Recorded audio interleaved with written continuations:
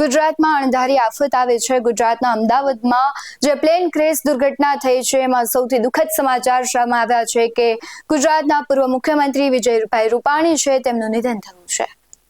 જે પ્રમાણે અત્યારે ઘટનાના સમાચાર સામે આવી રહ્યા છે, અત્યારે કહેવાય છે મુખ્યમંત્રી સહિતના જે નેતાઓ છે, અમદાવાદ જે સિવિલ હોસ્પિટલ છે ત્યાં જે લોકોના મોત થયા છે, ઘાયલ થયા છે, તેમની કહેવાય છે ખબર અંદર પૂછવા અને આખો જે ઘટનાનો તાગ મેળવવા માટે ત્યાં પહોંચ્યા ત્યારે સૌથી મોટા અને દુઃખદ સમાચાર સામે આવ્યા છે કે વિજયભાઈ રૂપાણી છે તેમનું મોત થયું છે।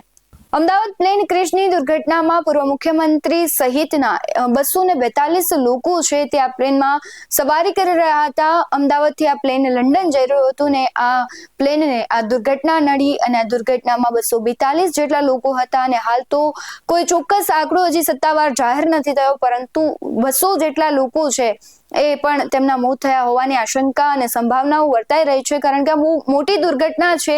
અચાનક પ્લેન ક્રેશ થાય છે, કોઈએ ધાર્યું પણ ન હોય કે આ તેમની સફર છે તે આખરી સફર થઈ જશે અને ખાસ તો પૂર્વ મુખ્યમંત્રી વિજય રૂપાણી છે તેમના દુઃખદ સમાચાર સામે આવ્યા છે, જેથી દરેક લોકોમાં શોકની લાગણી ફેલાઈ રહી છે, કારણ કે એક કહેવાય છે દિગ્ગજ નેતાને ગુજરાતે ખોયા હોવાની લાગણી છે।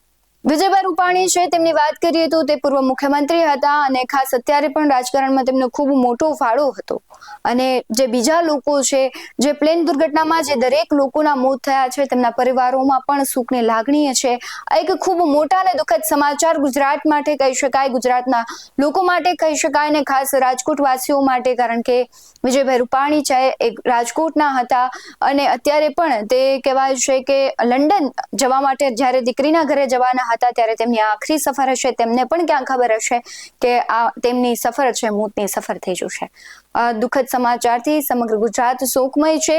જેમના પરિવારના લોકો આ દુર્ઘટનામાં જેમનું મૃત્યુ થયું છે, કારણ કે હજુ પણ સત્તાવાર જાહેરાત નથી થઈ। પ્રધાનમંત્રી નરેન્દ્ર મોદી પણ અમદાવાદ આવવા માટે રવાના થઈ ગયા છે।